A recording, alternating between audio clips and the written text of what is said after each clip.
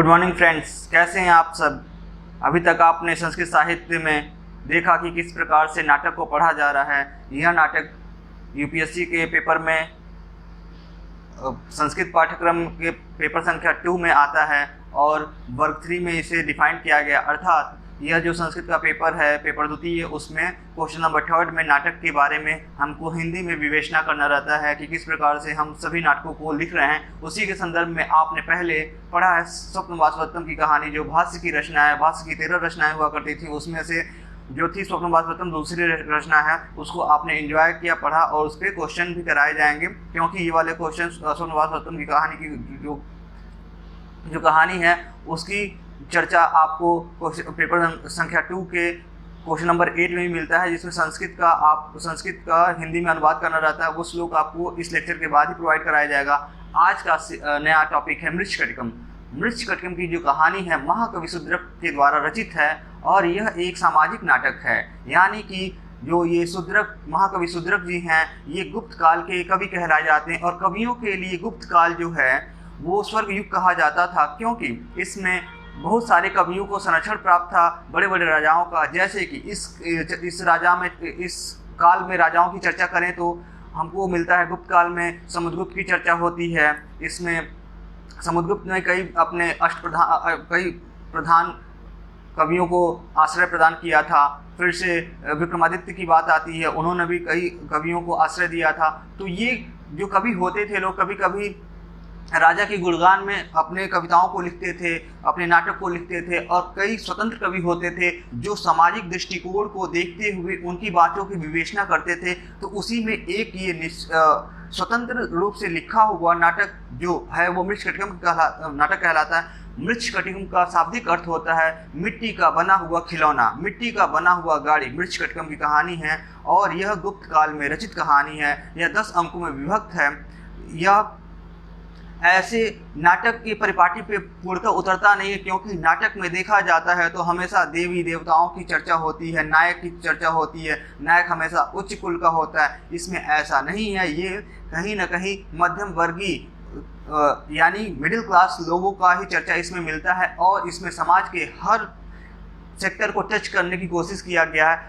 आप इसको इस नज़रिए से समझ सकते हैं कि प्रेजेंट टाइम में जो घटित हो रहा है, जितने भी क्राइम घटित हो रहे हैं, जो भी बैड सिचुएशन आजकल क्रिएट हो रहा है, वो सारी कहानी उस समय गुप्त काल में लिखी हुई इस मृच्छकटिकम का एक दर्पण की तौर पर दिखाई देता है। नाटक एक बहुत बड़ा नाटक दृश्य काव्य कहा जाता है, क्योंकि इसमें समाज के गतिविधियों को चित्रित किया गया रहता है। यही नाटक मृच्छकटिकम का मूल सारांश है कि किस प्रकार ये लव श्रृंगारिक नाटक है और इसमें किस प्रकार एक लड़की प्रथम बार मतलब पहली बार किसी लड़के को प्रपोज करता है। उस समय यह काफ़ी ज़्यादा हीन यानी तौहीन वाली बात मानी जाती थी कि कोई लड़की किसी लड़के को कैसे प्रपोज कर रहा है। इसमें उसकी प्रमुखता से बात की गई है और अभी भी देखा जाता है कि लड़कियां जल्दी प्रपोज नहीं करती, लड़के ही हमेशा अप्रोच सेट करते हैं प्रपोज करने का। तो ये उस समय से गुप्त काल के समय से चलता हुआ आ रहा है। तो इसको आप ऐसे भी देख सकते हैं, जैसे कि आपको इस कहानी को करंट से जोड़ के लिखना होगा तो आप कैसे लिखेंगे। जैसे कि अभी इस समय 377 जो धारा 377 की बात की जा रही है, जिसमें लेस्बियन, गे और इन लोगों की चर्चा होती है, उनका भी अपने जीने का हक होता है। इसको उस चीज़ से जोड़ के आप दिखा सकते हैं कि किस प्रकार एक वेश्या, जो कि एक गणिका होती है, प्राचीन काल में वेश्या को गणिका बोला जाता था और कई बुकों में वेश्या न लिख के गणिका लिखा गया है। तो ये कहीं न कहीं प्रोस्टिट्यूशन का ही काम हुआ करता था उस समय भी। और ये काम आप देखेंगे मगध एरा से, यानी मगध एम्पायर जो कहलाता था, मगध साम्राज्य जो कहलाता था, उस समय से ये चलता हुआ प्रतीत होता है। क्योंकि देखा जाता है समाज में बहुमुखी प्रतिभा के लोग रहते हैं, कुछ उच्च वर्ग के होते हैं, यानी कि उनका सोचने का दायरा कुछ हाई लेवल का होता है, कुछ लो लेवल का होता है। उनको कितना लो लेवल वालों को कितना भी समझाइए उनको समझ नहीं आता है चीज़ों को, वो हमेशा कुरीतियों में ही जीना पसंद करते हैं। उनके लिए ये गणिकाएँ काफ़ी मेन रोल अदा करती थी कि मुख्य वर्ग के लोग प्रभावित न हो इन सब चीज़ों से, और उनको सर्विस प्रोवाइड करती थी।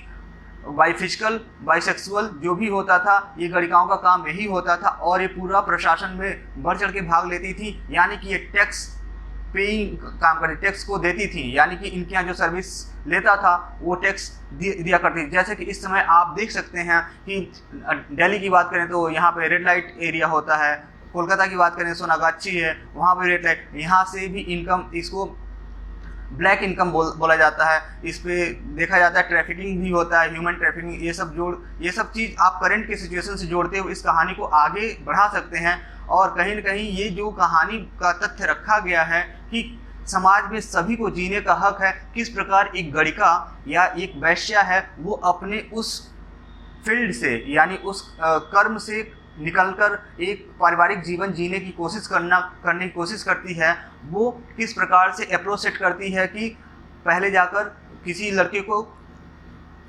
प्रपोज करती है। तो आइए हम चलते हैं मेन कहानी पे, आते हैं क्या कहानी कहता है। और अगर कहानी अच्छा लगे तो इसे लाइक और सब्सक्राइब जरूर करें। कहानी बताया जाता है आपको, यहाँ पर लिखा हुआ मृच्छकटिकम एक सामाजिक और मध्यम वर्गीय प्रकरण। यूजीसी नेट के पेपर में पिछले साल 2017 में पूछा गया था कि मृच्छकटिकम किस प्रकार का नाटक है। तो ये हमेशा नाटक या रूपक जो पूछा जा रहा है यह प्रकरण है। प्रकरण मतलब कि अंकों में विभक्त है और प्रकरण नाटक है। एक प्रकरण खत्म हुआ, दूसरा प्रकरण स्टार्ट हो रहा है। अब इसमें हमने क्या किया है, ये कहानी 3 वर्गों में डिवाइड है, यानी 3 कहानी पैरेलल चल रही हैं। वो 3 कहानी क्या कहता है पहले हम जान लेते हैं कि इसको ए, बी और सी में क्लासिफाइड किया गया है। ए कहानी पहला जो इसमें नायक है, वो नायक का नाम चारुदत्त है। चारुदत्त एक व्यापारी ब्राह्मण होता है जो मध्यम वर्गीय है, इसके यहाँ भी सेवक रहते हैं। फिर से इसकी पत्नी जो विवाहिता पत्नी है उसको बोला जाता है ध्रुता। ध्रुता इसकी विवाहिता पत्नी है। और इसका जो बेटा होता है वो रोहसेन होता है। हमेशा यूजीसी के पेपर में पूछता है कि चारुदत्त का बेटा कौन था, उसका नाम लिखिए, तो नाम लिखिए और 1 नंबर पाइए, नहीं लिखेंगे तो 0 नंबर मिलेगा। तो ये रोहसेन है इसका बेटा। और इसमें दूसरा पार्ट जब आता है नायिका, नायिका एक गणिका है, वेश्या है, सेक्स वर्कर है। उसमें उज्जैनी की ये प्रमुख गणिका कहलाती है वसंत सेना। और वसंत सेना उस समय उज्जैन में देखा जाता था जो राजा रहते थे, एक तरीके से इनका भी अपना कुनबा होता था और ये उसमें अपनी प्राथमिकता काफ़ी ऊपर रखती थी। इनके अंडर काफ़ी लोग काम करते थे, यानी कि हेड ऑफ द गणिका इसे बोला जा सकता है इसको, वसंत सेना को। इसके नीचे जो काम करती थी या इसकी फ्रेंड कह सकते हैं वो मर्दनिका थी जो इसके साथ ही सेक्स वर्क करती थी, या इसको ये भी गणिका थी। आप इंग्लिश हिंदी में दोनों करके आपको बताया कि आसानी से आपको समझ में आए।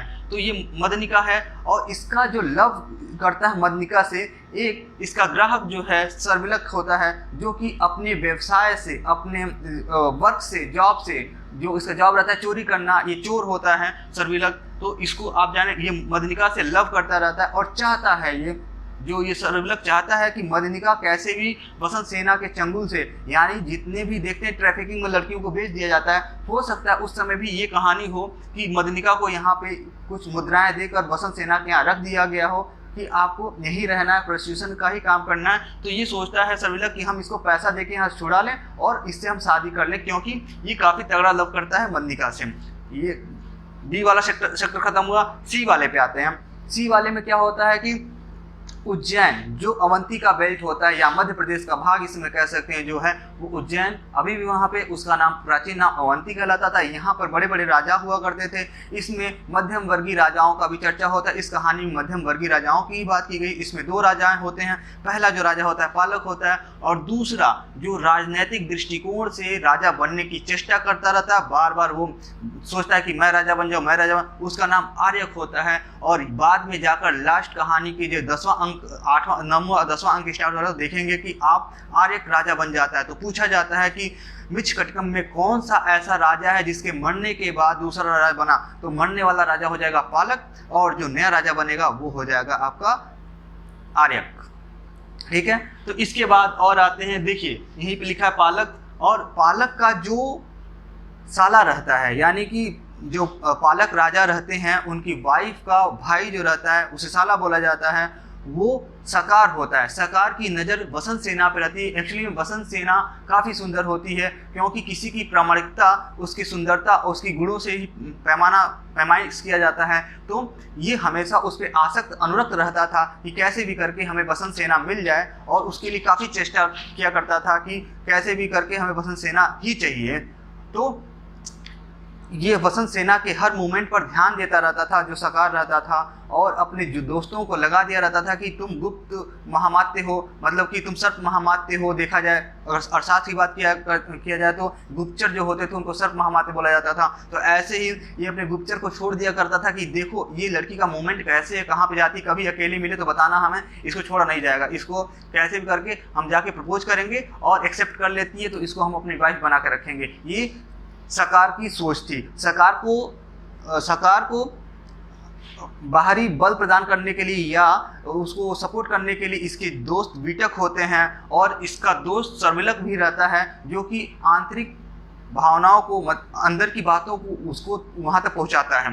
ये खत्म होता है। अब इसमें क्या होता है, विदूषक आता है। हर नाटक में विदूषक होता है। यहाँ पे विदूषक का नाम मैत्रेय है। जब आप देखेंगे कि चारुदत्त के यहाँ से जो नायक है उसके यहाँ से जब सोने की चोरी हो जाती है, स्वर्ण मुद्राओं की या गहनों की चोरी हो जाती है, तो किस प्रकार जो विवाहिता पत्नी ध्रुता है वह मैत्रेय यानी विदूषक को बुला के बोलती है कि ये मेरा जो गहना है ले जाके तुम वसंत सेना को दे आओ और उनको बोलो कि आपका जो सोना था वो चोरी हो गया, इसके रेफरेंस में आप ये दूसरा सोना रखें। ये मैत्रेय का काम रहता है यहाँ पे सोने को एक स्थान से दूसरे स्थान तक पहुंचाने का।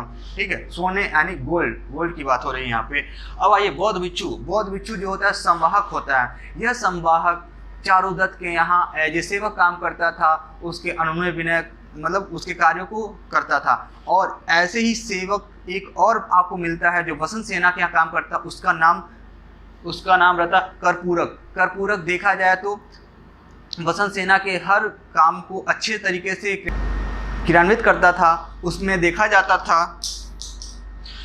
जाता था कि किस प्रकार से एक जो इसके यहाँ वसंत सेना के यहाँ जो हाथी होता है वो एक बार पागल सा हो जाता है, उधर से ही संवाहक जाता रहता है तो उसे कुचलने का प्रयास करता है। तो यही वसंत सेना का जो सेवक होता है कर्पूरक, ये संवाहक को बचाता है, और जिसे बचाने के बाद मालूम चलता है कि चारुदत्त के सेवक यानी संवाहक की रक्षा कर्पूरक ने किया है। तो ये अपना दुपट्टा उठा के दे देता है, जो हम लोग बोलते हैं गमछा या कुछ ऐसा बोला जाता है, या फॉल ओल जो रहता है वो जो गले में लपेटा जाए। जैसे राजा महाराजा तो सोना चांदी मोती पहन रहते हैं, ये राजा तो है नहीं, ये एक व्यापारी है, तो अपना ये गमछा ही उठा के दे देता है कि लो भाई तुम इतना वीरता का काम किया, हमारे सेवक तुमने बचाया, वो भी हाथी से, एक पागल हाथी से, तुम इसे रखो। ठीक है, अब पात्रों की बात हो गई यहाँ तक। इसके बाद आते हैं ये इतने पात्र हैं इसके, तो इस पात्रों को देखिए, कहानी ए, पात्र बी, पात्र सी, यानी कहानी ए, कहानी बी, कहानी सी, 3 कहानियों का एक संगम मिलता है। यह होता है मृच्छकटिकम की कहानी। अब आइए मेन कहानी पर चलते हैं। मेन कहानी चलने से पहले इसका बता दिया जाता है कि इसमें यह एक श्रृंगारिक नाटक है। मृच्छकटिकम में हमेशा प्यार का अनुनय विनय आसक्त विरक्त होता रहता है, तो ये श्रृंगारी नाटक है। इसमें जो रीति है लाटी रीति है, इसमें गुण जो है प्रसाद गुण है। अब आते हैं जो कहानी है, शुरू होता है यहाँ से कि पहला अंक हमेशा, जितने भी अंक हैं हम आपको अंक बता देते हैं कौन सा अंक क्या कहता है। पहला अंक जैसे यूजीसी के नेट पेपर का होता है तो उसमें पूछता है कि मृच्छकटिकम का पहला अंक किस नाम से जाना जाता है, वह अंक आपको बता दिया जाता है कि पहला अंक अलंकार है। अलंकार मतलब कि कोई अपना धरोहर रख के जा रहा, उसे आप रखाओ, देखो, अलंकार कहलाता है। दूसरा अंक क्या कहलाता है, धृत संवाहक, मतलब इसमें कि किस प्रकार से जुए का खेल खेला जाता है संवाहक से, और संवाहक किस प्रकार हार जाता है। तीसरा होता है संधिच्छेदक, इसमें किस प्रकार से चारुदत्त के घर के दीवार को सर्विलक द्वारा सेधमारी किया जाता है, यानी चोरी किया जाता है, बर्गलिंग किया जाता है, किस प्रकार किया जाता है, ये होता है संधिच्छेद। फिर से चौथा है मर्दिनिका सर्विलक, यानी कि इसमें जब सोना दे दिया जाता है, सर्विलक मर्दिनिका को ले जाकर सोना दे देता है कि लो भाई ये इसे लेके तुम छुटकारा पाओ। इसकी कहानी पूरी बताएगी चौथे अंक में। 5वें अंक में आया था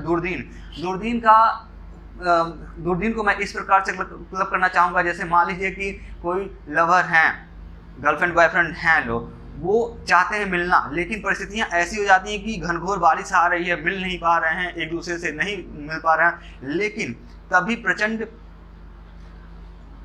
तब भी काफ़ी क्लिष्टता के बाद भी मिलन हो जाता है, एक दूसरे से मिल जाते हैं। वही दुर्दिन कहलाता है कि मौसम अनुकूल न रहने के बावजूद भी एक दूसरे का मिलन होना दुर्दिन कहलाता है। मतलब भयानक वर्षा की काल में किस प्रकार वसंत सेना और चारुदत्त एक दूसरे से मिलते हैं, और तो ये दुर्दिन कहलाता है। परिस्थितियों के विपरीत भी रहते हुए अनुकूल परिस्थितियों को उन्मूलित करना, उत्थान करना, ये दुर्दिन कहलाता है। अंक 6 ये कहता है प्रवाह विपर्य।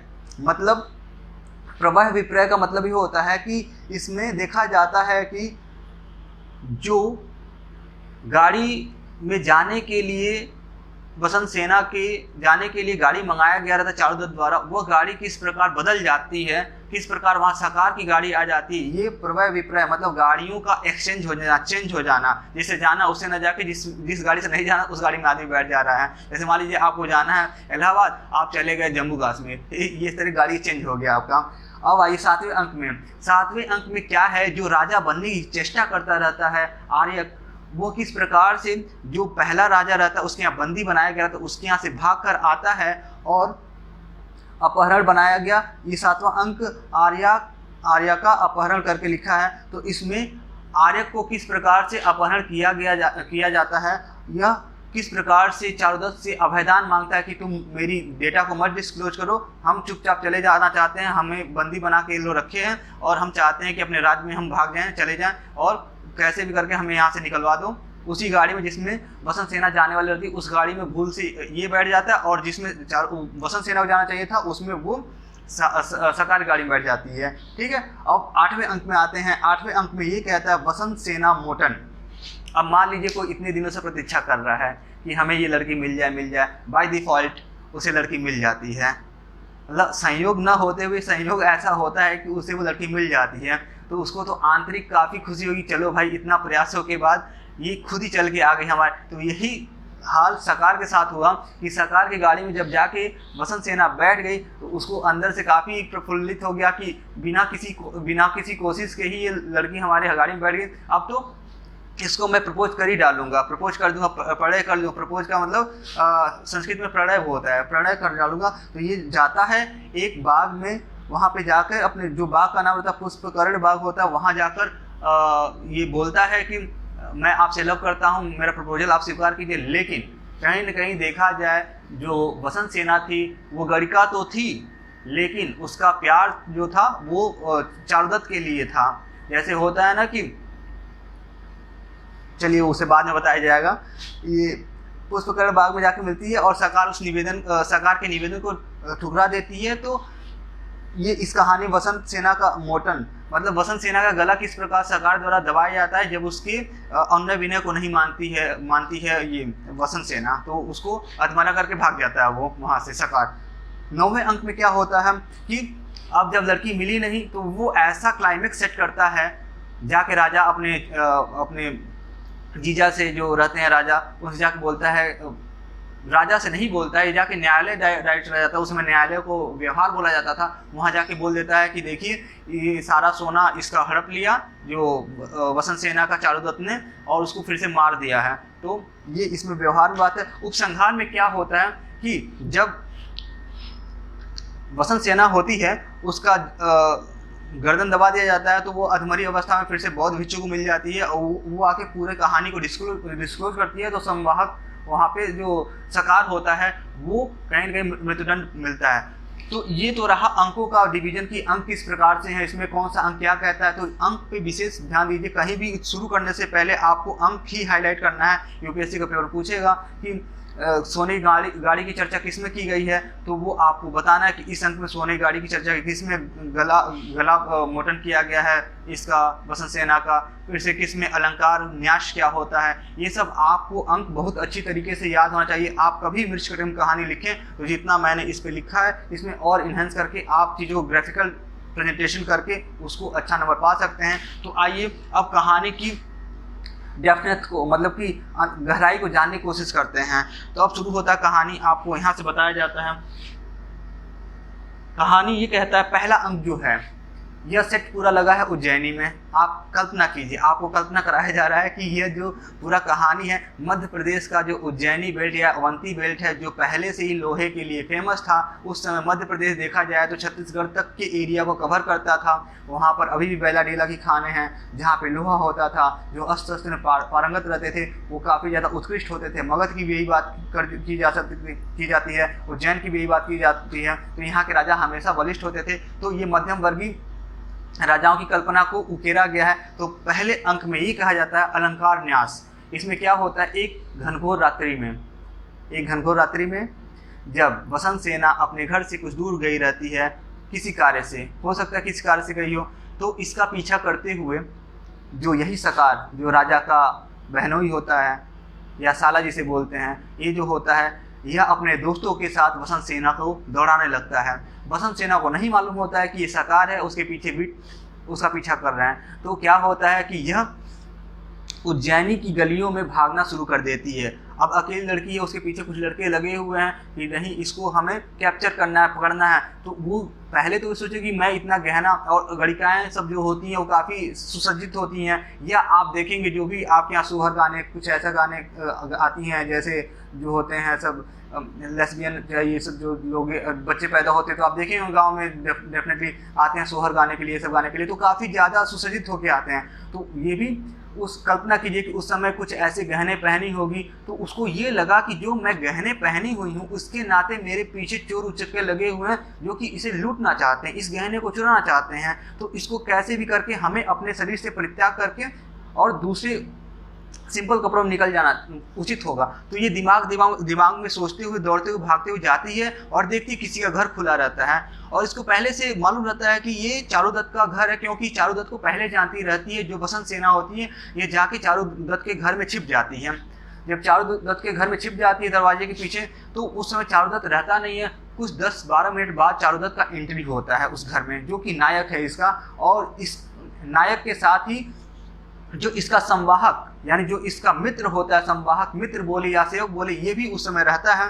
तो ये काफ़ी अनुनय विनय करती है, वहाँ पे कहती है कि देखिए हमारे पीछे कुछ गुंडे लगे हुए हैं, ऐसा करके आप मुझे एक सिंपल सा कोई कपड़ा दे दीजिए जिसे मैं पहन के जा सकूं, और ये जो हमारा सोना है, जो मैं गहने पहनी हुई हूँ, मैं एक धरोहर के रूप में, मैं न्यास के रूप में यहाँ रख जाती हूँ, आप इसे देखिएगा। लेकिन चारुदत्त काफ़ी शांतिप्रिय नायक है, इसमें देखा जाता है, ऐसा नहीं कि लड़की मिली उछलने लगे। ठीक है, इसलिए क्या होता है कि ये पहले तो कहता नहीं हम इस सोने को नहीं रख पाएंगे, तो क्या फिर से बातें चलते चलते ऐसा होता है कि मान जाता है कि चलो भाई हम इस सोने को जो आप गहने पहने हुई हैं इसको हम रख लेते हैं, लेकिन कुछ समय बाद अपना से ये गहना लेते जाइएगा, हम ज़्यादा दिन तक इसको नहीं रख पाएंगे। तो संवाहक जो रहता है वो टोकरी लाता है, उस टोकरी में एक गहने पूरा रख के, और जो ध्रुता का कपड़ा रहता है, जो चारुदत्त की पहली बीवी रहती है या विवाहिता पत्नी होती है, उसका कपड़ा पहनकर वसंत सेना उस रात में निकल जाती है आम स्त्री के वेश में। तो ये संवाहक, ये सकार और बीज उसे पहचान नहीं पाते हैं। तो ये अंक 1 यहाँ पे खत्म होता है। अब तो इतना हो गया, इसका चारुदत्त से मिलना हो गया, वसंत सेना का वहाँ अपना गहना रख देना होता है, ये न्यास कहलाता है, ये अलंकार कहलाता है, ये प्रथम अंक कहलाता है। द्वितीय अंक में क्या होता है, इसका जो चारुदत्त का सेवक रहता है, मित्र, वो होता है संवाहक। संवाहक क्या करता है कि संवाहक मतलब इसके अंदर थोड़ी काबिलियत भी रहती है, थोड़ा ऐब भी रहता है। यह बहुत बड़ा ये जुएबाज रहता है, मतलब जुआ, ताश खेलना, ये सब खेलना, दारू पीना, ये सब में पूरा पारंगत रहता है। तो ये जाता है, और अब जानते ही हैं ये सब चीज़ें कहाँ मिलती हैं। अब जो रेड लाइट एरिया रहती हैं वहाँ पे ये सब आपको दिखता रहेगा कि हमेशा ये चलता रहता है। तो वहाँ पर भी ऐसा था कि वसंत सेना के खेमे में जो इलाका रहता है, उस इलाके में जाकर ये जुआ खेलने की कोशिश करता है और जुआ खेलता है जमकर। पहले कुछ जीता, फिर से ये सर्पली हारना शुरू कर दिया। ऐसा हारा कि ये सब कुछ हार गया, मतलब इसको पहनने के लिए कपड़े तक नहीं मिल रहे थे, ऐसा ये जुआरी बन गया, ऐसा खिलाड़ी बन गया ये। तो ये सब चीज़ें, गतिविधियों को ऊपर से, अपने छत से, टॉप फ्लोर से देखती रहती है वसंत सेना। आप कल्पना कीजिएगा, यहाँ पे कल्पना कराया जा रहा है, टॉप फ्लोर से देखती रहती है वसंत सेना। और वसंत सेना एक इशारे पे जो वहाँ पे और जो खिलाड़ी रहते हैं उनको बुलाती है, उनमें से एक को, और बोलती है कि उसके साथ ऐसा मत करो, वो चारुदत्त का सेवक है, जितना भी मुद्राएं तुम्हें चाहिए, स्वर्ण मुद्राएं चाहिए, मैं तुमको प्रतिपूर्ति करती हूँ उसकी। और ये जो गणिका होती है वसंत सेना, ये सारी मुद्राएं जितना भी वजूह में हारा रहता है ये उसको अच्छे से दान दे देती है। ये सब देख के उसको काफ़ी ग्लानि होता है। जो संवाहक होता है वो बोलता है कि बताओ, एक स्त्री होके, वो भी गणिका स्त्री होके, वो हमारे पे इतना धन न्यौछावर किया, और मैं यहाँ पे एक कुकर्मी काम कर रहा हूँ जो कि जुआ और शराब की लत में आकर हमने सब कुछ गंवा दिया। तो उसको काफ़ी शर्मिंदा महसूस होता है। तो वो वहाँ से उठ के चला तो जाता है, लेकिन उसका मन अंदर से काफ़ी खिन्न हो जाता है। तो फिर से उसी गली से एक बार और जाता रहता है। तो इसका भाग्य इतना खराब होता है, भाग्य यानी डेस्टिनी इतना खराब होता है कि उस दिन जो बसंत सेना का हाथी होता है वो थोड़ा सा पागल सा हो जाता है और उसके चपेट में यही संवाहक आ जाता है जो कि हाथी कुचलने वाला रहता है। तो बसंत सेना का जो अंगरक्षक रहता है, जिसे बोलते हैं जो सेवक होता है, वो आकर इस संवाहक को बचाता है, पागल हाथी से बचाता है।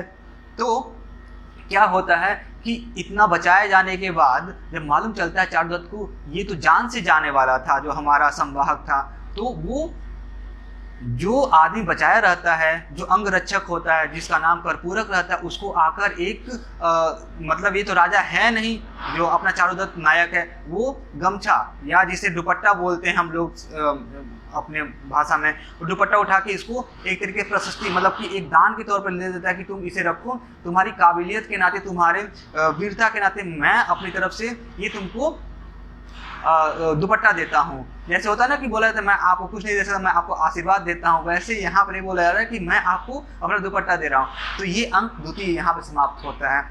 अब तृतीय अंक में क्या होता है कि अब जो ये सोना या जो ये गहना बसंत सेना ने चारुदत्त के यहाँ छोड़ के गई थी, ये चारुदत्त सोचा था कब आएगी बसंत सेना की अपना ये सोना ले जा, भाई कैसे पहुंचवाया जाए इसको, इसको तो रखवाली करना काफ़ी कठिन है। इस समय उज्जैन का जो वो माहौल चल रहा है काफ़ी गड़बड़ चल रहा है, यहाँ चोर उचक्के काफ़ी घूम रहे हैं। और ये बात कहीं न कहीं सर्विलक को मालूम चल जाता है जो कि मदनिका का प्रेमी रहता है, और इसे मालूम रहता है कि चारुदत्त के यहाँ इस एंगल पे इतने जगह पे ये सोने का डब्बा रखा हुआ, क्योंकि संवाहक जो रहता है दारूबाज रहता है, जुएबाज रहता है, ये सब कहानी जाके पहले बता दिया जाता है वहाँ पे। और जब सोने की या पैसे की बात हो जाती है तो वो एक दूसरे से कानों कान पहुंच जाती है। तो संवाहक क्या करता सर्विलक क्या करता है, एक इतना बढ़िया सुरंग बनाता है कि वो एग्जैक्ट जाके जहाँ पर सोना रखा हुआ रहे, गहना जहाँ रखा हुआ रहता है, वहाँ से वो गहने को अच्छे तरीके से मध्य रात्रि में चुरा लेता है। और अगले दिन सुबह जब होता है तो चारुदत्त यूं हाथ लगा के बैठा रहता है उस जो संधि छेद यानी जहाँ पर वो क्या बोलते हैं इसको,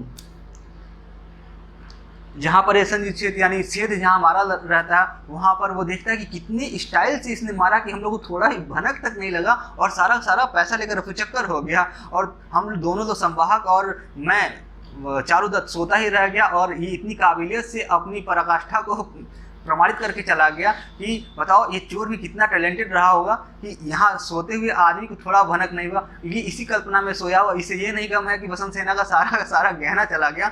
अब इसके बाद संवाहक उसे जगाता है, अरे आप मिथ्या जगत से जागिए, आप सोचिए आप पैसा भरोगे तो कैसे, क्योंकि बसंत सेना का पूरा गहना था और काफ़ी मूल्यवान था, आप भरोगे कैसे।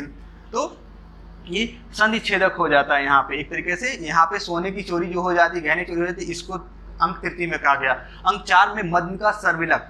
अब क्या होता है, ये जो मदनिका रहती है बसंत सेना के यहाँ एक गणिका रहती है जो कि बसंत सेना के बाद सेकंड मोस्ट फेमस रहती है, यानी कि टॉप पे तो बसंत सेना है, दूसरे नंबर पे ये मदनिका आती है। मदनिका का जो आशिक है यही चोर है, जो सर्विलक है, यही उज्जैनी में चोरी किया।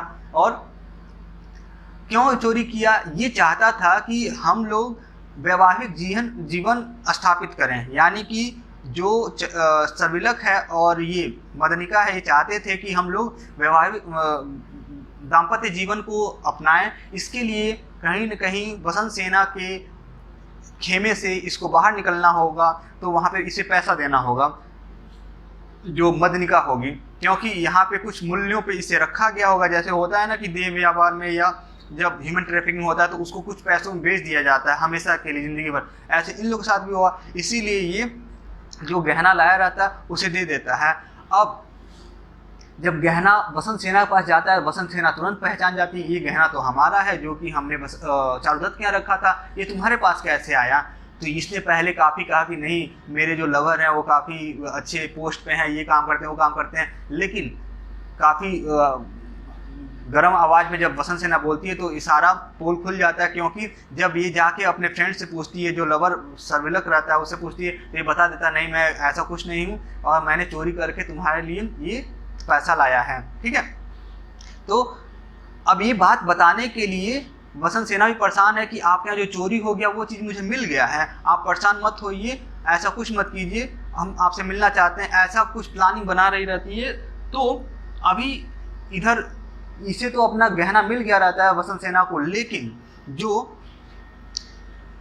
चारुदत्त के यहाँ से पैसा गायब हुआ है, जो गहने गायब हुए हैं, यह चारुदत्त की वाइफ यानी ध्रुता को मालूम चलता है। तो ये ध्रुता मैत्रेय को बुलाती है, जो कि विदूषक इस कहानी में आता है। विदूषक की एंट्री यहाँ पे होती है, चौथे अंक में विदूषक की एंट्री होती है। विदूषक से बोलती है विदूषक जो मैत्रेय है उसे बोलती है ध्रुता जो विवाहिता पत्नी है, नेट यार अपने पूछा जाए ध्रुता कौन सी बीवी है, विवाहिता पत्नी है, ये अपनी गहने को जो कि इसको गहना मिला रहता है वो दे देती है, जिसे कि रत्नावली बोला जाता था उस समय। जो ध्रुता महिला जैसे होता है ना कि कुछ दहेज दिया जाता है लड़कियों को, साउथ में भी, नॉर्थ में भी, नॉर्थ इंडिया साउथ इंडिया में दहेज दिया जाता है, तो उसमें सोने का बड़ा ही रोल रहता है, सोना यानी गोल्ड का, ठीक है। तो यही रत्नावली जो ध्रुता पहनती थी पूरा हार टाइप का, उसे दे देती मैत्रेय को, जाकर दे दो उस वसंत सेना को, कह दो कि आपका जो बहुमूल्य गहना था वो चोरी हो गया, उसके रेफरेंस में ये छोटा सा भेंट हमारी तरफ स्वीकार कीजिए, ठीक है। यहाँ पर चौथे अंक में ये इतनी कहानी है। पांचवें अंक में आते हैं। पांचवें अंक में क्या होता है कि दुर्दिन आपको बताया गया अभी कि दुर्दिन होता क्या, जब प्रेमी प्रेयसी मिलना चाहते हैं तो कितना भी प्रचंड वायुमंडल, कितना भी प्रचंड अग्नि या वर्षा बरसाए, लेकिन ये मिलकर ही रहते हैं। वही है यहाँ पर दुर्दिन का मतलब वातावरण इतना ज़्यादा अनुकूल नहीं है जिसमें ये लोग मिल पाए, यानी कि वसंत सेना और चारुदत्त एक दूसरे से मिलने की चेष्टा करते हैं, बट इसमें घनघोर बरसात होती है, भयानक रात होती है, ठीक है।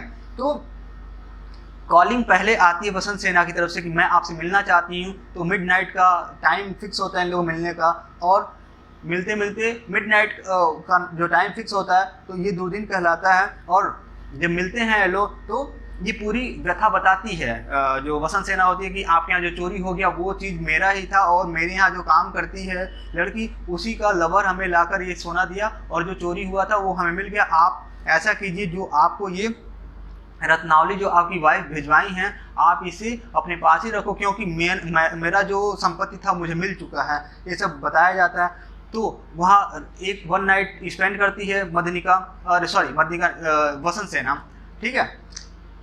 अब क्या होता है कि यह बात सकार जो कि साला होता है पालक का, उसे मालूम चल जाता है, और ये भी वहाँ पहुँचा रहता है। मतलब कि अंक 6 में क्या होता है, अंक 5 खत्म अंक 6 शुरू होता है, तो इसमें क्या होता है कि चारुदत्त ने वसंत सेना के लिए गाड़ी मंगाई थी, जिससे कि वो उसे जाना था अपने घर को, ठीक है। तो उसी के बगल में सकार भी अपना गाड़ी लाके लगा देता है, और वो जानना चाहता है कि सही में यहाँ पर वसंत सेना आई है कि नहीं आई है, देखा जाए क्या माहौल है, क्या चल रहा है।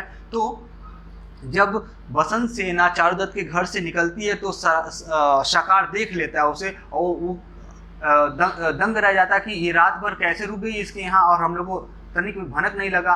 तो निकलते समय क्या होता है, ये इंपॉर्टेंट हो जाता है अंक 6, इसलिए इंपॉर्टेंट हो जाता है क्योंकि कहानी का मुख्य विशेषण यहीं से मृच्छकटिकम रखा गया है कि जो चारुदत्त होता है, चारुदत्त उसका जो लड़का होता है जिसका नाम रोहसेन होता है, अपने अगल बगल के लड़कों को देखता है, क्योंकि ये व्यापारी ब्राह्मण रहता है और एक अच्छे सोसाइटी में रहता है। तो वहाँ के लड़के जो गाड़ी से या जो टॉयज से, जो खिलौने से खेल रहे होते हैं, सोने का खिलौना होता है, मतलब गोल्ड का खिलौना होता है। तो उसे देखकर चारुदत्त के लड़के के अंदर भावना आती है कि पापा मैं भी सोने की गाड़ी से ही खेलूंगा, मुझे मिट्टी गाड़ी नहीं चाहिए। वो मिट्टी गाड़ी से खेलता रहता है। तो जो आभूषण वसंत सेना अपना खुद का आभूषण लेके आई रहती है, जो दिखाती है वसंत सेना चारुदत्त को, देखो ये जो तुम्हारे यहाँ चोरी हुआ था वो मेरे पास आ चुका है, तुम मत परेशान हो। वो सारा का सारा सोना जो रोहसेन की गाड़ी मिट्टी की रहती है उसी में भर देती है, और वहाँ से जाने लगती है। जाने जल्दी में उसे भूल जाता है किस गाड़ी में बैठना है, तो जो साकार की गाड़ी रहती है उसमें वो बैठ जाती है। यहाँ पे यही बोला जाता है, साकार की गाड़ी में जाके बैठ जाती है ये। यहाँ पर ये छठा अंक समाप्त होता है। 8वें अंक में क्या होता है, अब यहाँ से राजनीतिक नाटक शुरू हो जाता है। 8वें अंक में ये होता है जो पालक, 8वें अंक का नाम है आर्य का अपहरण। आर्यक का किस प्रकार अपहरण हुआ रहता है। जो पालक होते हैं राजा, वो आर्यक को, जो कि इनका प्रतिद्वंदी रहता है, इसको अपहरण बंदी बना लिए रहते हैं। और ये बंदी बनाया हुआ आर्यक वो बंदीगृह तोड़ के भागता हुआ जाता है। और जब भागता हुआ जाता है तो कहीं न कहीं रास्ते में चारुदत्त का घर पड़ता है और वहाँ देखता है गाड़ी लगी हुई है, तो छिपने के लिए उस गाड़ी में जाके बैठ जाता है। जो गाड़ी चारुदत्त ने वसंत सेना के लिए मंगाई थी, उस गाड़ी में आर्यक आके बैठ जाता है। और जिस गाड़ी को साकार ने मंगाया था कि उससे वो वॉच करेगा कि कौन सी लड़की आई है कि नहीं है, उस गाड़ी में संयोग बस जाकर ये वसंत सेना बैठ जाती है। तो ये दूर से देख के काफ़ी खुशी उसे होता है। ये नहीं देख पाता है कि आर्यक यहाँ पर आ चुका। आर्यक मतलब जो बंदीगृह से, हमारे जीजा के बंदीगृह से भागकर जो आया, उसको वो नहीं देखा। वो मनमुग्ध था कि इतने दिनों की परिश्रम आज फल लाई है कि बिना कुछ कहे ही जो वसंत सेना है वो हमारे गाड़ी में आकर, साकार गाड़ी में आके बैठ जा रही है। अब लास्ट सीन इसमें ये बोलता है 7वें अंक में कि जो चारुदत्त होता है वो आके मिलता है कि अब आप जा रही हो अपने घर को, तो चलो तुमको सी ऑफ कर देते हैं, मतलब तुमको टाटा बाय बाय बोल देते हैं कि तुम सही से जाओ अपने घर भाई, दोबारा मतलब सही तरीके से जाओ और हम यहाँ से ओके बोल देते हैं। तो जाता है, देखता है गाड़ी में, यूँ झांक के देखता है तो देखता है कि यहाँ पे तो कुछ और ड्रामा है, यहाँ तो वसंत सेना है ही नहीं, ये कौन सा बंदा आ गया। तो ये जो आर्यक होता है काफ़ी अनुनय विनय करता है कि देखिए हम पालक यहाँ बंदी थे और हम बंदीगृह से भाग कर आए हैं, कृपया करके हमारी जान को बचा लीजिए। और यही बात करता है। तो इस जान की बचाने की कीमत जो होती है, उस समय जान बचाने को अभयदान बोला जाता है। तो ये चारुदत्त देता है इसको अभयदान की, जाओ मैं अपना मुंह बंद रखता हूँ और मैं किसी से नहीं कहूँगा कि तुम इस गाड़ी में वसंत सेना की जगह तुम बैठे हो, तुम जा सकते हो, तुम जाओ किसी से। लेकिन चारुदत्त को चिंता ये होता है कि वसंत सेना किस गाड़ी में बैठ गई है। तो फिर से सूत्रों से मालूम चलता है कि वो वसंत सेना साकार की गाड़ी में बैठ चली गई है। अब क्या होता है, यहाँ पर 8वां अंक शुरू होता है। वसंत सेना मोटन, मोटन मतलब होता है संस्कृत भाषा में, मोटन मतलब होता है गला को दबाना, दबा देना गले को।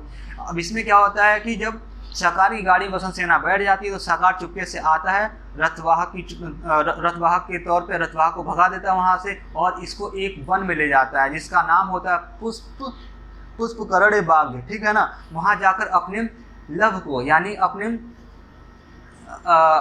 अपनी आशिकी को वहाँ पे दिखाता है, यानी कि वो जाकर वहाँ प्रपोज करता है कि भाई देखो वसंत सेना, मैं तुमसे प्यार करता हूँ और तुम ही हमारे लिए सब कुछ सर्वस्व हो, ठीक है। तो लेकिन जो वसंत सेना होती है उसका प्यार, वो तो वैसे अपने कार्य से गड़िका रहती है, लेकिन वो प्यार करती है चारुदत्त से। तो तुरंत का तुरंत ये मना कर देती है जो वसंत सेना रहती है कि मैं तुमसे प्यार नहीं करती हूँ, मैं तुमको अच्छी तरह जानती हूँ, तो हमेशा मैं परेशान करते रहते हो, तुम दूर रहो हमसे।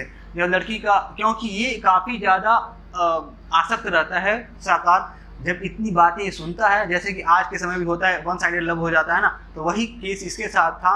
साकार को वन साइडेड लव था, तगड़ा वाला। तो इसको जब लड़की डायरेक्ट ही बोल देती है कि तुमसे मैं शादी नहीं कर सकती, तुम मेरे प्यार नहीं हो, तो इसे काफ़ी गुस्सा आता है कि भाई इतने दिनों से मैं अथक परिश्रम करता रहा और इस समय मुंह पे ऐसा बोल चली गई कि बताओ मैं क्या करूँ। तो ये गुस्से में आकर उसका गला दबा दिया। जो वसंत सेना का है इसने गला दबा दिया। और लड़कियों का गला, वैसे लड़कियां ही नाजुक होती हैं, उसका गला तो और नाजुक था। तो जब दबाया तो गला दब गया, ये जो वसंत सेना उसका गला दब गया, तो ये डर गया, जो साकार था वो डर गया और वो मिट्टी में, ऐसे मिट्टी नहीं, जो खरपतवार या पत्ते होते उसे ढककर भाग गया वहाँ से। अब क्या हुआ, जब यहाँ से भाग जाता है तो 8वें अंक में क्या होता है, जब भागता है यहाँ से तो उधर से ही उस वन से बौद्ध भिक्षु जो कि साकार रहता है, जिसको वसंत सेना ने पैसा देकर बचाया रहता है जब ये जुआ खेलता रहता है, फिर से इसका वसंत सेना का ही जो अंगरक्षक कर्पूरक रहता है इसे बचाता है। ये दूर से ही देख लेता है कि ये तो वसंत सेना मरी पड़ी है, ये कौन है भाई, वसंत सेना यहाँ क्या कर रही है। तो वो उसको वहाँ से उठाता है और ले जाता है अपने आश्रम में, क्योंकि ये बौद्ध भिक्षु के साथ ये मेडिसिनल एजुकेशन भी लेता रहता है, मतलब कि ये चिकित्सीय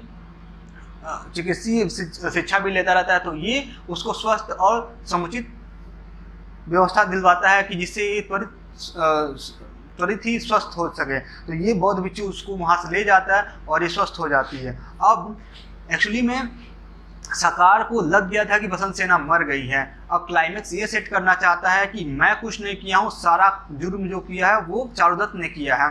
तो 9वें अंक में व्यवहार आता है। व्यवहार अर्थशास्त्र से लिया गया है। व्यवहार का मतलब होता है न्यायालय। न्यायालय मतलब हाई कोर्ट, सुप्रीम कोर्ट जिसे आप कहते हैं। तो जो अर्थशास्त्र का ये व्यवहार है, इसमें जो सकार होता है ये न्यायाधीश के पास जाकर तुरंत कहता है, देखो न्यायाधीश, ऐसी ऐसी कहानी है, जो बसंत सेना है रात्रि के मध्य रात्रि में ये गई थी चारुदत्त के यहाँ, वहाँ अपने सोना को रखी और सोना मध्य रात्रि में गई थी, अपने सोने के साथ मतलब गोल्ड पहन गई थी, और चारुदत्त ने इसका सारा सोना रखवा लिया और फिर से चोरी करने के बाद इसने इसको मारकर फेंक दिया है। आपको अगर ऐसा नहीं मालूम चल रहा है, नहीं आपको मेरे विश्वास है, तो जाके देखिए इसका जो बेटा है उसकी गाड़ी में पूरा पूरा सोना भरा गया है। तो और इसकी माँ से, बसंत सेना की जो माँ है या जो इसके फ्रेंड हैं, इनसे पूछ लीजिए कि ये कहाँ पे गई थी। तो माँ ने भी और उसके फ्रेंडों ने कह दिया कि चारुदत्त के यहाँ रात में गई थी और वहीं से वो गायब है, नहीं मिल रही है और पता नहीं क्या हुआ उसको, तब से आई नहीं है। तो कहीं न कहीं परिस्थिति काफ़ी अनुकूल की जब विपरीत हो जाता है, तो वहाँ पे जो न्यायाधीश रहता है बिना कुछ सोचे, बिना कुछ बोले इसे मृत्युदंड की सज़ा दे देता है। किसको दे देता है मृत्युदंड की सज़ा? ये चारुदत्त को दे देता है मृत्युदंड की सज़ा, कि आपको मृत्युदंड दिया जाता है। यह बात सुनकर धूता ही परेशान हो जाती है, वही भागे भागे आती है। और यह बात जब इसको 10वें में क्या होता है, उपसंहार में क्या होता है कि यह बात जब बसंत सेना को मालूम रहता है तो बसंत सेना वहाँ पहुँचती है। और इसी समय क्या होता है, जो सकार होता है उसके यहाँ जो राजा रहते हैं पालक और आर्यक जो बंदी बना रहता है, वो दोनों में युद्ध होता है और उसमें पालक जो होता है, पालक राजा मृत्यु को प्राप्त होता है और आर्यक फिर से राजा बनता है। तो समीकरण चेंज हो जाता है, जैसे होता है ना गवर्नमेंट चेंज हो जाना, तो ऐसे ही यहाँ भी गवर्नमेंट चेंज हो जाता है। और अब खेमा आ जाता है, जो खेमा होता है वो चारुदत्त के खेमे में आ जाता है, क्योंकि जो मृतक की बात हो रही है बसंत सेना, वो स्वयं ही न्यायाधीश के सामने मौजूद हो जाती है और पूरी कहानी अपनी वृत्तांत बताती है कि ऐसा ऐसा हुआ। तो उसके बाद कहानी सुनने के बाद न्यायाधीश ने सकार को इस पूरे रंजिश में दोषी पाया और इसको मृत्युदंड की सजा सुनाई गई। तो ये रहा, इतना 1 से लगाए और 10 तक कहानी को इस तरह बताया गया है। कोशिश है एक आपको समझाने का। अगर ये कहानी आपको अच्छे से दिमाग में इनबिल्ट हो गया होगा तो आप यूजीसी नेट के पेपर में क्वेश्चन को अच्छे से कर लें, क्योंकि इसके बाद उसी को डिस्कस किया गया। आप लोग देखिएगा कि क्वेश्चन लिखा रहेगा, आप जब करने की कोशिश करेंगे तो आपको तुरंत उसे कर लेंगे। तो ये मृच्छकटिकम की कहानी देखा जाए तो इस समय भी इसको जोड़कर आप अपने एसे राइटिंग को अच्छे से इन्हांस करके बता सकते हैं कि किस प्रकार का समाज हुआ करता था। जैसे होता है इस समय कि बहुत तरीके के गलत काम आजकल हो रहे हैं, कहीं कोई मर रहा है, कोई किसी कार्य से मर रहा है, कई काम में लड़कियों के नाते दिक्कत कर जा रहा है। तो समाज में किस तरीके से जिया जाए, वो उस समय के गुप्त काल के समाज को अच्छे तरीके से प्रदर्शित किया गया। इसीलिए ये कहानी महान कहानी हो जाती है, जो कवि शुद्रक को काफ़ी चरमो उत्कर्ष तक पहुँचा देती है। तो आपको ये अच्छे से बताने की कोशिश किया गया। अगर अच्छा लगा हो तो लाइक और सब्सक्राइब जरूर करें। Okay, thank you.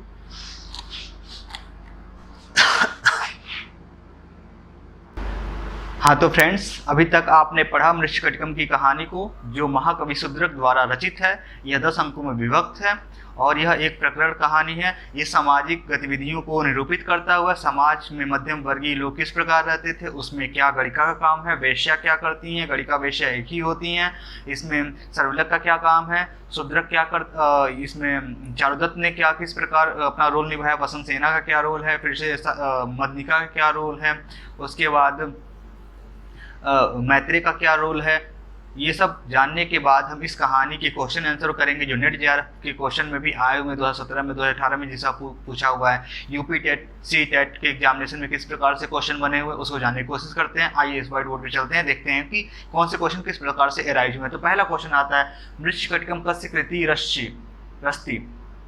तो इसमें है मृच्छकटिकम कस्य कृति रस्ति है। तो पूछा जा रहा है कि मृच्छकटिकम किसकी कृति है। तो यहाँ पे हो जाएगा महाकवि शुद्रक का, इसमें आंसर हो जाएगा शुद्रकस्य हो जाएगा। और फिर से मृच्छकटिकस्य रूप विधा अस्ति। तो पूछा जा रहा है जो मृच्छकटिकम का रूप विधा है, जो नाटक या रूपक है, ये किस प्रकार का है। तो यह एक प्रकरण नाटक है। यहाँ हो जाएगा दूसरे क्वेश्चन का, मृच्छकटिकस्य रूपक विधा प्रकरणस्य अस्ति। फिर 2017 के नेट जीआरएफ में क्वेश्चन पूछा है, यहाँ आपसे आपको दिखाई दे रहा होगा बराबर, तो क्वेश्चन नंबर 17 जो क्वेश्चन नंबर 3 का जो 2017 में नेट जीआरएफ में पूछा, मृच्छकटिके प्रकरणे कति अंका विद्यन्ते। तो लिखा है मृच्छकटिकम में कितने अंक विद्यमान हैं, कितने अंक होते हैं। तो इसमें 10 अंकों में विभक्त है मृच्छकटिकम, वहाँ इसकी चर्चा की गई है। फिर से चौथा क्वेश्चन, मृच्छकटिकस्य विदूषकः कः। तो मृच्छकटिकम में जो विदूषक है उसका नाम क्या है, तो वो मैत्रेय है। ये मैत्रेय का नाम आपको मिलता है, जो कि ध्रुता जो इसका चारुदत्त की वाइफ होती है, यह अपने रत्नावली यानी कि जो सोने के आभूषण होते हैं इसको जो घृता पहनी रहती है उसे उतार कर वसंत सेना को देने के लिए मैत्रेय को कहती है कि इसे ले जाओ और वसंत सेना को दे जाओ, क्योंकि अपने यहाँ यानी कि जो चारुदत्त हैं उनके घर चोरी हो गई है, जो संधि छेदक हो गया था, उसके नाते भरपाई करने के लिए तुम मेरा सोना ले जाओ। ये इसका आ जाता है यहाँ पे। तो मृच्छकटिका से विदूषक मैत्र का हो जाएगा। फिर से बहुत इंपॉर्टेंट क्वेश्चन नंबर 5 है, यहाँ पूछता है प्रकरणे मृच्छकटिके चारुदत्तस्य पुत्रः कः। तो इस प्रकरण में चारुदत्त का पुत्र कौन है, उसका नाम बताइए। तो रोहसेना हो जाएगा, यहाँ पे रोहसेन चारुदत्त का पुत्र होता है। फिर से किम नाम तद्रूपक यश नायिका वसंत सेना अस्ति। किस नाटक में वसंत सेना का नाम मिलता है, तो यहाँ पर हो जाएगा मृच्छकटिकम, जो शूद्रक की रचना है, यहाँ पर वसंत सेना का चर्चा मिलता है, मदनिका का चर्चा मिलता है, यही पूछा गया है। फिर से 7वां क्वेश्चन ये कहता है, शून्यम पुत्रस्य गृहम चिरशून्यम नास्ति यस्य सन्मित्रम मूर्खस्य दिशा शून्या सर्वशून्य दरिद्रस्य।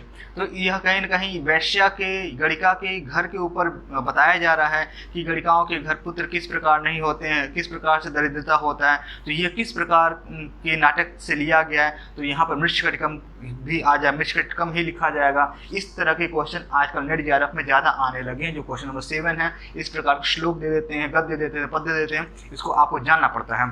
अब आ जाइए 8वां क्वेश्चन नंबर 8वें में क्या कहता है, प्रकरणे मृच्छकटिके चारुदत्तस्य किम नाम सेवक धृतकर सज्जताम। तो यहाँ लिखा हुआ है कि मृच्छकटिकम के जो नायक चारुदत्त हैं उसका कौन सा फ्रेंड जो रहता है या सेवक रहता है जो जुआ में पारंगत रहता है, जुआ खेलने में उत्कृष्ट रहता है, जबकि वो हार जाता है लास्ट में जाके। तो ये हो जाएगा जो इसका सेवक होता है, जो बौद्ध भिक्षु बन जाता है, उसका नाम होता है संवाहक। तो यहाँ संवाहक हो जाएगा 8वें नंबर के क्वेश्चन में। 9वें वाले में आइए, 9 वाला ये कह रहा है कि चारुदत्तस्य विवाहिता पत्नी का आसीत। विवाहिता और अविवाहिता बहुत इंपॉर्टेंट है। विवाहिता पत्नी पूछा जाए तो यहाँ ध्रुता हो जाएगी, और जो लवर होगी चारुदत्त की वो हो जाएगी आपकी वसंत सेना। और फिर से वसंत सेना का और कौन लवर है, एक तरीके से देखा जाए तो साकार होता है, जो कि राजा पाल का साला रहता है, वो एक तरफा प्यार करता है चारुदत्त उससे, वसंत सेना से।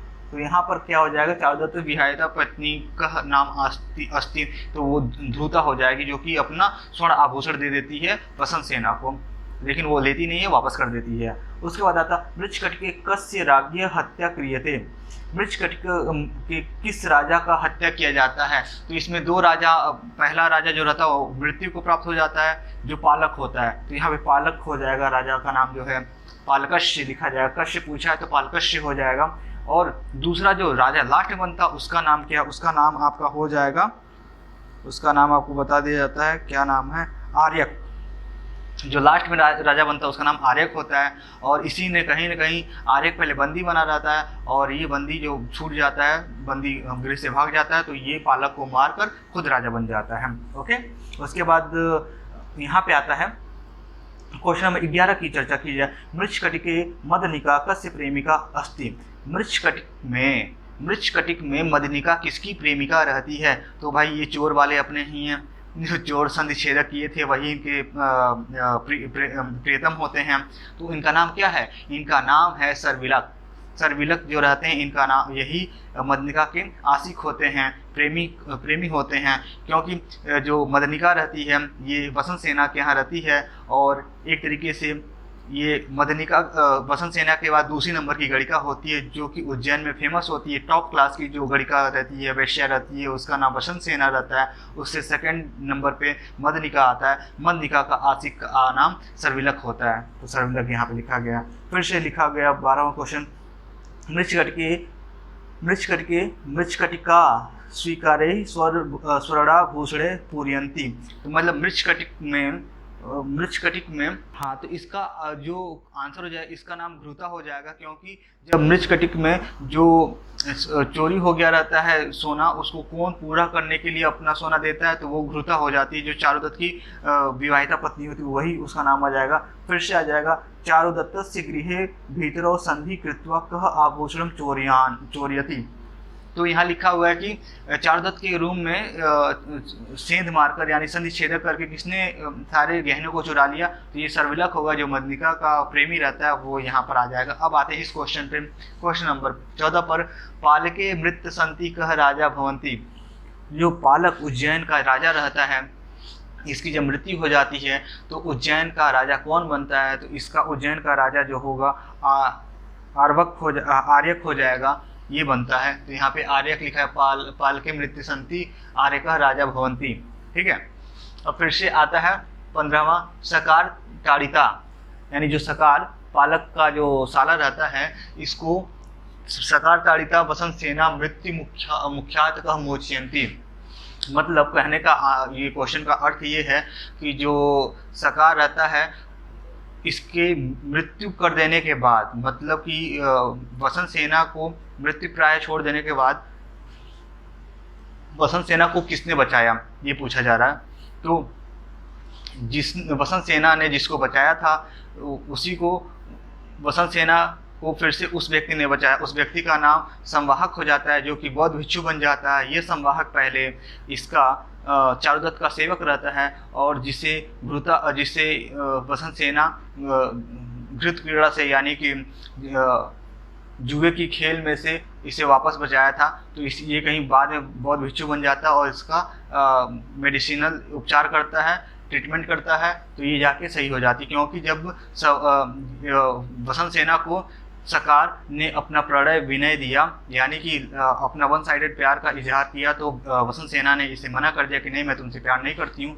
गुस्से में आकर इसने उसका गला दबा दिया, और ये अधमरा वो सकार मरा हुआ समझ के इसे छोड़ के भाग गया, और ये अधमरी अवस्था में वहीं पड़ी रही। उधर से जब बौद्ध भिक्षु संवाहक वहाँ से गुजर रहा था, तो वो पहचान लिया ये है वसंत सेना है, तो इसको ले जाके फिर से इसको उपचार करता है और ये जीवित हो जाती है। तो पुनः यह न्यायालय में जाकर पूरी कहानी को बताती है। न्यायालय जिसको कि अर्थशास्त्र में व्यवहार बोला जाता है, इसमें भी 9वें अंक में व्यवहार कहा गया है, और 10वें अंक में उपसंहार में जाकर सारी कहानियाँ खुलती हैं। पुनः इस तरीके से वसंत सेना, चारुदत्त और घृता एक साथ मिलकर रहने लगते हैं। ये कहानी का समापन है। तो इस पे क्वेश्चन इस तरह आधारित थे, इस क्वेश्चन को देखा गया। तो मुख्यतः आपको ये सेशन अच्छा लगा होगा। अगर अच्छा लगा हो तो लाइक और सब्सक्राइब जरूर करें, और अपने विचार को प्रकट करें कि किस प्रकार से और अच्छे तरीके से इसको आपको समझाया जाए। अपने कमेंट अवश्य करें। ओके, धन्यवाद, थैंक यू।